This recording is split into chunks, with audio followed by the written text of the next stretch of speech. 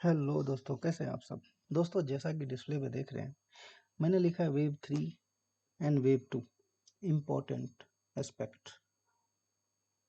दोस्तों, शायद आपको पता होगा कि कोई भी लिंक आज के डेट में हम जो एक्सेस करते हैं, सिंपल बोलचाल की भाषा में हम समझते हैं wave 3 and wave 2 important aspect. अभी जो, जैसे कि आप डिस्प्ले पे भी देख रहे हैं, वेव 2 एप्लीकेशंस। अभी जैसे वेव 2 जो हमारी टेक्नोलॉजी है, उस पे कौन कौन से ब्राउज़र अभी बेसिकली काम करता है, तो देख लीजिए आपके सामने।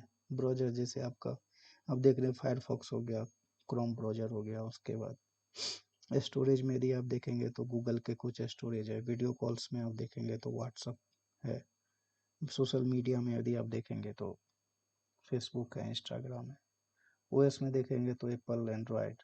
वीडियो कॉल में आप देखेंगे तो ये, और उसके बाद स्टोरेज में आप देखेंगे तो ये गूगल के स्टोरेज हमारे दिखा रहे हैं, और ये हमारे ड्रॉप बॉक्स। दोस्तों, ये सब जो बेसिकली जो हमारे जो ब्राउज़र्स हैं, ये जो ब्राउज़र्स है, ये सारे एप्लीकेशंस बेसिकली जो अभी जिस टेक्नोलॉजी के थ्रू जो रन होते हैं,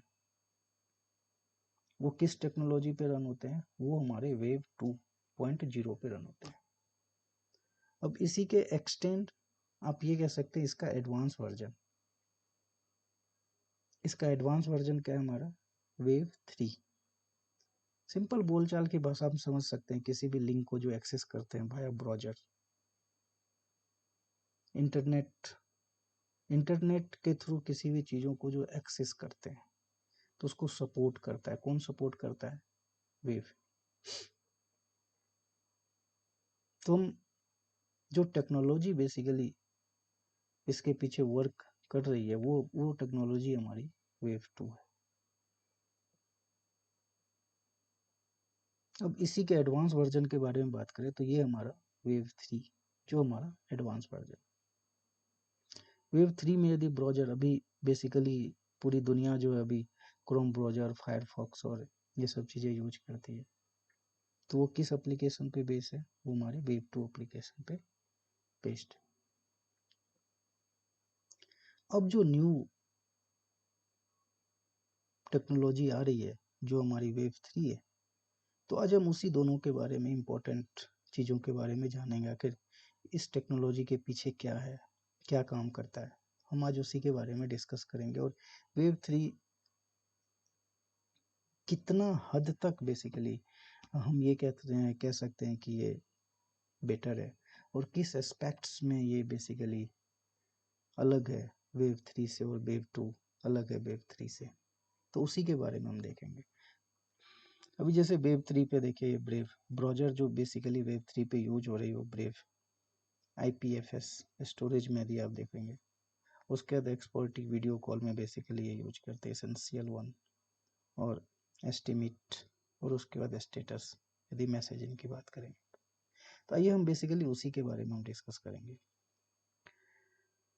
हमें लगता है कि जैसे कि आप किसी भी टेक्नोलॉजी को समझने और जानने के लिए, हमें लगता है कि इमेज बहुत ही अच्छा माध्यम है उस टेक्नोलॉजी को समझने और जानने के लिए। तो जैसे कि आप इसके इम्पोर्टेंट टेक्नोलॉजी को डिस्कस करने से पहले आप इस इमेज को आप देखिए, और आप इन चीज़ों को समझने का प्रयास कर सकते हैं। वेव 2, वेव 2 पे जो मैंने अभी बताया बेसिकली फेसबुक, ट्विटर, इंस्टाग्राम, ये बेसिकली वेब 2 एप्लीकेशन पे बेसिकली ये रन होता है। वेब 3 जो अभी मैंने आपको बताया इसके बारे में, अब हम इसके टेक्नोलॉजी के बारे में और कुछ एस्पेक्ट्स के बारे में देखते हैं। इम्पोर्टेंट एस्पेक्ट्स, अभी हम वेव 3 के इम्पोर्टेंट एस्पेक्ट्स की बात करें तो सिमेंटिक वेव, जो फर्स्ट इसके पीछे जो टेक्नोलॉजी बेसिकली कितना ये सूटेबल है और कितना अलग है वेव 2 से, हम उसके बारे में देखेंगे। तो वेव 3 क्या करता है, focus on a development of semantic web whereas information is not just understood by human but also by machines.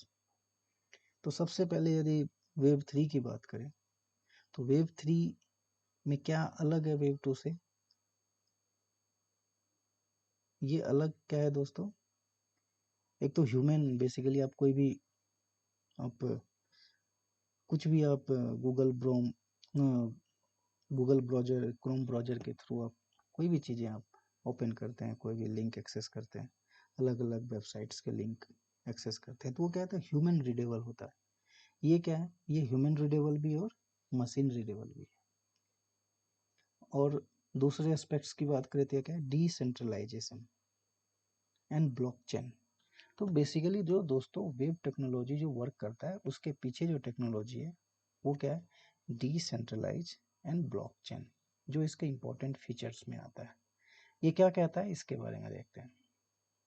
Decentralized technologies such as blockchain play a significant role. These technologies aim to reduce reliance on central authorities and enhance the security and trust in online interactions.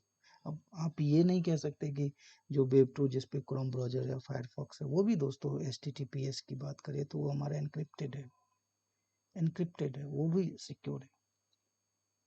लेकिन कुछ नई technology है, उनके कुछ अपने अलग advancement हैं उसके, तो हम उसके बारे में देखने समझने का प्रयास करते हैं।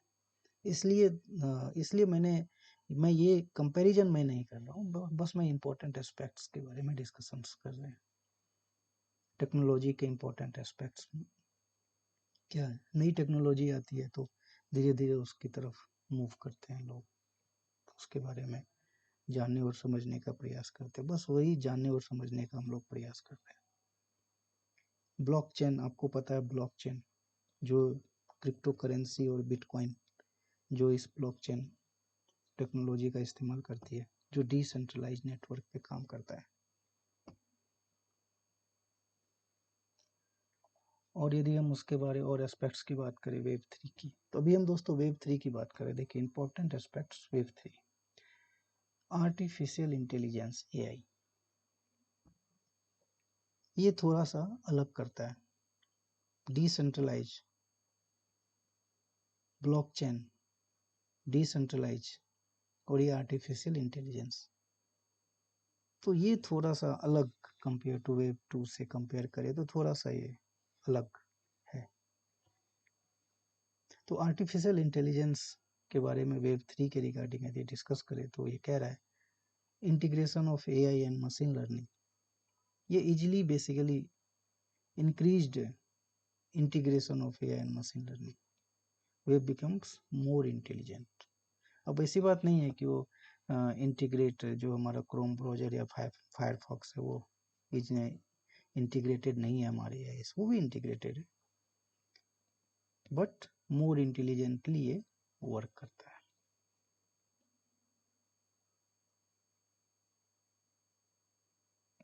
और यदि दूसरे एस्पेक्ट्स की बात करें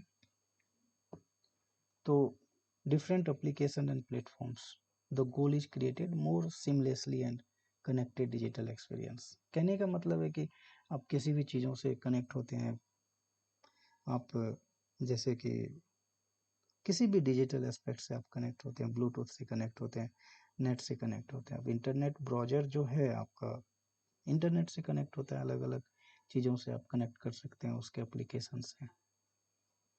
एप्लीकेशन से कनेक्ट होते हैं। तो ये क्या है, इफिशिएंटली मोर फास्टर आप ऐसा कह सकते हैं।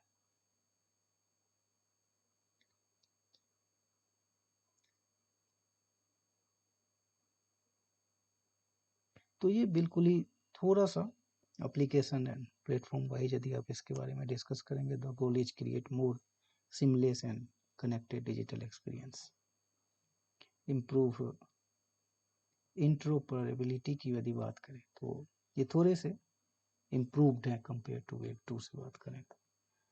User control and ownership, basically ऐसा इसलिए बोला गया है क्योंकि इसमें blockchain technology decentralise basically using होते हैं, तो थोड़े से मोर सिक्योर। अब ऐसा नहीं है कि हमारा वेब 2 सिक्योर नहीं, वो भी बहुत ही सिक्योर है और एनक्रिप्टेड है वो। User control and ownership of data, user have more control over the personal informations and can selectively share data with the applications. जैसे अपने डेटा, किसी भी डेटा को यदि आप किसी भी एप्लीकेशन को आप एक्सेस करते हैं तो आप क्या देते हैं, एक एप्लीकेशंस यूजर नेम, पासवर्ड और ईमेल आईडी डालते हैं। और ईमेल आईडी और जब आप क्रिएट करते हैं तो वहाँ पे डेट ऑफ बर्थ और ये सब चीज़ें आपसे मांगती है। तो आप रिसेंटली आप देखे होंगे कि डेटा, आपका डेटा किसी और के पास जाता है। तो मैं ये नहीं कह रहा हूँ कि वो सिक्योर नहीं है, लेकिन कुछ एस्पेक्ट्स हैं compare to web 2 and compare to web 3, so it's more secure, ऐसा आप समझ सकते हैं।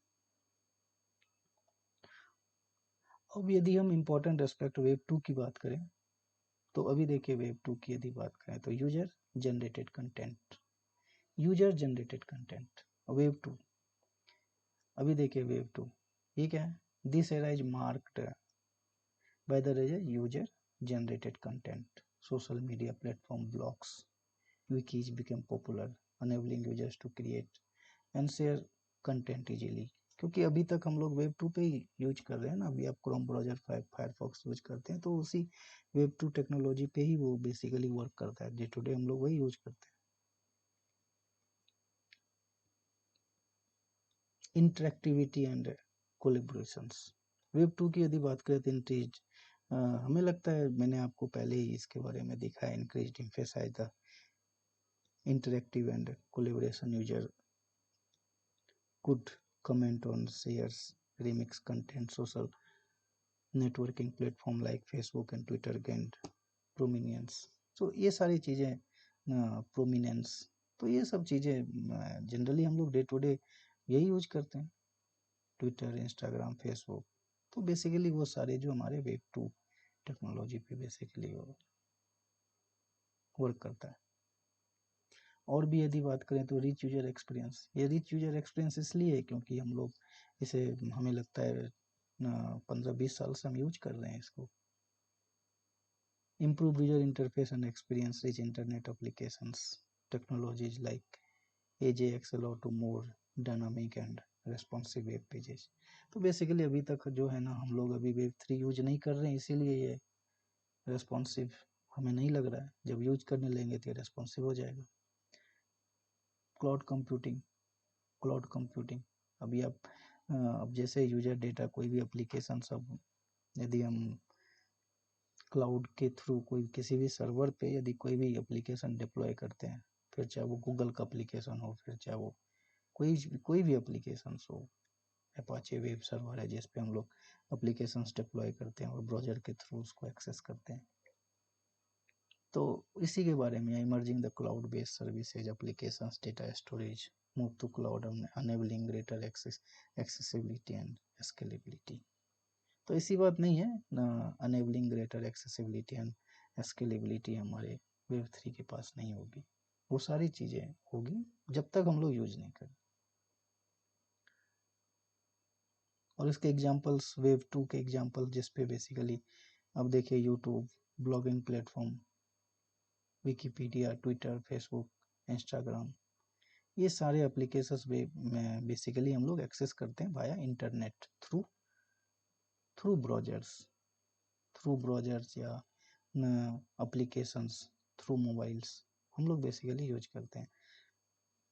तो दोस्तों ये कैसा लगा आप हमें ज़रूर बताइएगा। तब तक के लिए धन्यवाद दोस्तों, जय हिंद, आपका दिन शुभ हो। यदि सब्सक्राइब और शेयर जरूर कीजिए, हमें भी अच्छा लगता है। और कुछ यदि आप कमेंट करते हैं तो हमें बहुत ही अच्छा लगता है। तो दोस्तों ये कैसा लगा आप हमें ज़रूर बताइए। तब तक के लिए धन्यवाद दोस्तों, जय हिंद, आपका दिन शुभ।